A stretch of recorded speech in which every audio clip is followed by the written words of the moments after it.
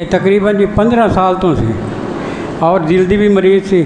Doctor कहते सन भी दवाई लाजमी खानी है, रोटी बेशक ना खाओ।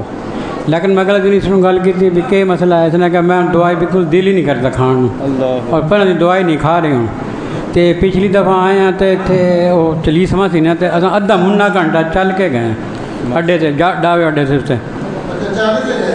हाँ पैदल अद्धा मुन्ना घंटा चलना, कोई साह शाह नहीं चढ़िया उन्होंने। हाँ तो वापसी से हाँ चल के गए, पहले वो नहीं चल सकती, बड़ा मसला सी। अच्छा तुसी बाबा जी को किन्ने दम कराया? अल्लाह ने करम करता माशाल्लाह। आज तीसरा दम है जी।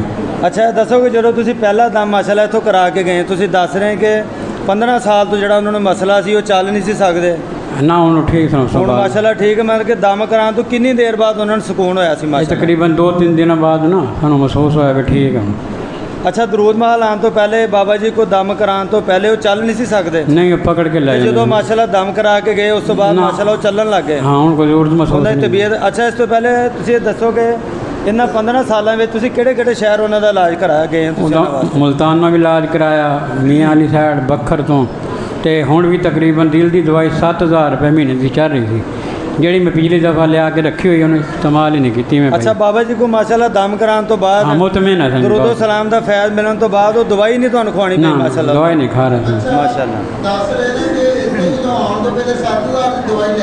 7 हाँ पई हो मैं दवाई पई हो ना हूँ नहीं पई, कहती मैं खाँदी को नहीं, दिल ही नहीं करता मेरा बस। हाँ घर पे ये तो लाखों रुपया लग गया जी पहले, ये तो 7 दी तो हूँ लग रही है ना, 15 साल जो होगा।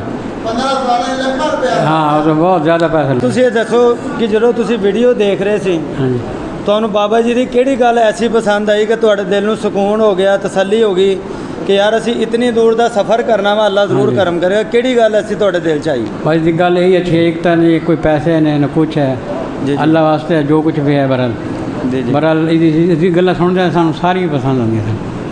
ठीक है हाँ जी हाँ जी आपकी मोहब्बत सलामत रखे, आपका यकीन सलामत रखे।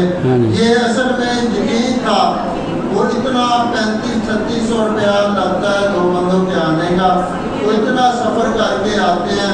तकरीबन जब वो कहते हैं आए तो यकीन था हमें कि अल्लाह ने हम पर करम कर देना, हमें सुकून मिल जाना है। बेशक। और मैं यह कहता हूँ कि यकीन और इश्क वाला कभी खाली नहीं रहता। बेशक बेशक। यकीन और इश्क वाला कभी खाली नहीं रहता। खुशी की बात यह है पहली बार तीसरी बार आए हैं। हाँ जी तीसरी बार। तो पहली बार कहते हैं कि सीढ़ियाँ इनकी बीवी साहबा ऊपर वो माँ जी बता रही थी कि बड़ी मुश्किल सीढ़ियाँ चढ़ी, तो ये बता रहे हैं दूसरी बार जब आए तो इधर कोई 40वें का कदम था, वो आधा पौना घंटा पैदल चढ़ कर गई हैं। बेशक। कि जो चल नहीं सकती थी, वाशरूम में उठाकर पकड़ कर लेकर जाते थे। तो अल्लाह ताला ने नाम मुस्तफा का सदका जैसा करम इन पर किया, अल्लाह ताला सबकी झोली अपने नबी को भर दिया।